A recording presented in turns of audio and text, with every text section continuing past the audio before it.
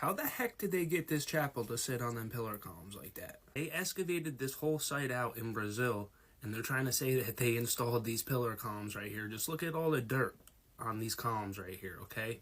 These were already here, and this chapel got built on top of an ancient temple. You see that yellow building in the back right there? That's sitting on top of another temple. All them pillar columns in the back of that, right? Those were already there. Just look how small this dude is. Alright, compared to these pillar columns. That's all dirt from them excavating it out. This is from Noah's flood, okay? Tartaria is a psyop. Tartaria, if anything, is Tartarus from the Bible, Tar Nation, okay? It's hell, straight up. And these are your Greek pillar columns leading right into the underworld. This is all pagan temples that got flooded from Noah. So if God made a covenant with Noah in Genesis and then reminded again later in Isaiah 54:9, then how could all these mud floods worldwide possibly have happened if they were not Noah's flood? Here, Genesis 9:15. Remember my covenant which is between me and you and every living creature of all flesh. The water shall never again become a flood to destroy all flesh. Right? This is from Noah's flood. The mud floods, all them floods, they reset the dates on everything. This is Noah's flood, okay? If your Bible doesn't look worn down like this, don't even try to debate me on this. Right again in Isaiah 54:9. For this is like the waters of Noah to me. The waters of Noah would no longer cover the earth, so I have sworn that I would not be angry with you nor rebuke you. The mud floods are Noah's flood. I've seen a couple little old world maps with Tartaria on it in Asia, but we got Tartarian buildings in New York, alright? The Native Americans came from Siberia. They're all Asian. They added 1,000 years all the way back to Nimrod and the flood. So this is Nimrod right here. He altered his DNA to become a Nephilim. This is the great-grandson of Noah, okay? Gopher wood is only found in Florida and Georgia. That puts Noah and his family in the United States of America. He is the first Freemason to build after the flood. That's why that Freemason marker right there is depicted next to him. They photoshopped this out in the original image. That's why I have it marked. So this is step one of the blueprints. They said that they poured these 54-meter pillar columns right here, and then that they dug it all out, constructed a platform on part 2, and they did it all the way down. It's right here to finish all this off. The only thing is these pillar columns are already here in the ground. The only thing they put in were these horizontal platforms. I was in advanced architectural design. I designed my first set of blueprints when I was like 12 years old. My dad gave me his suitcase full of blueprints. These are faulty blueprints. There would not be any mud on these pillar columns right here if that's fresh concrete. There's no mud underneath any of these platforms. None of this mud would be here. Same thing like this. You see how this building has a solid wall on the right hand side, and in the back, that other building on the top right has the temple pillars right there, just like right here. These would have been flat walls if they built them originally. It would have matched this side of the site on the right. They're not. There's no pillar columns right here because this is a newer constructed building. These two buildings right here in the back, they just built on top of these temples. This is in the state capital of the United States.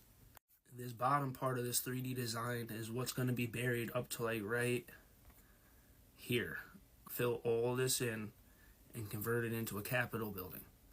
And all these buildings are going to have catacombs underneath. These are ancient temples that were wide open halls. They added steps up to them and bricked in the pillar columns around it, and they converted them into your Capitol buildings, your banks, and so on and so forth. This is right in the state capitol. You could see they poured these steps up right here. Underneath behind them steps would have been that flat base that was there with no arcs in it or anything. These pillar columns right here on the inside of these buildings, they run all the way down. Just like this, and they create floors and tiers in them and fill them in and create a building. These pillar columns literally go down into catacombs. This is underneath the church leading down. Now these are Egyptian pillar columns right here. This is laid out the same way as the arcs underneath all your bridges, okay? All these pillar columns go back to the same civilization pre-flood. They were all Nephilim and fallen angels. Nimrod got his information when he spliced his DNA. Solomon got his when he was playing around with demons. And they showed him how to construct these pillar columns using alchemy and chemical formulas and permanent bonds. That's why these ancient pillar columns last so long.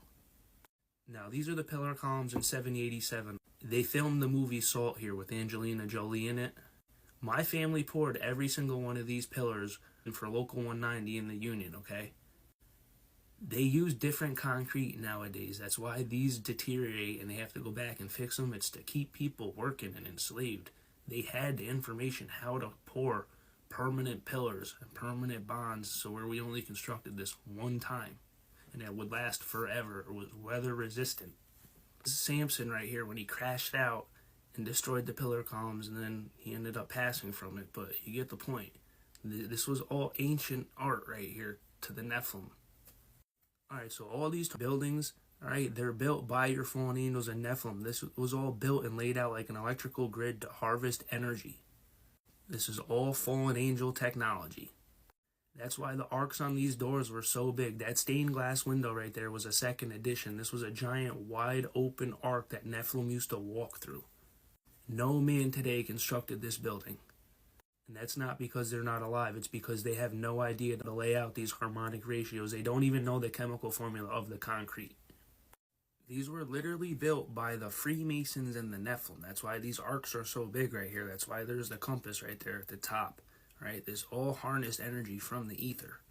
You can see right here on the side of this, that's water right there pouring out the side of this structure right here. They also harnessed water and electricity from water, whether it was through a canal system or salt water carrying an electric charge. I'm not even kidding. This is right from the military library. These are all Masonic halls, Nephilim halls, giant open arc temples. This is literally all fallen angel technology deployed into a building system to harvest energy. And they used masonry, which is why Nimrod and Solomon are both Freemasons, known to construct buildings. Just look at the size difference between these people right here. The same Nephilim built the pyramids in Mexico and Egypt. These are hieroglyphs right here, carvings. They're all the same tribe worldwide. They got wiped out from the flood, and then they came back post-flood when Nimrod tried splicing his DNA, and then when Solomon was trying to summon demons. Here's another one right here. They added these little steps right here. These little guys in here, these little humans right here, they were never allowed in here because they were that big.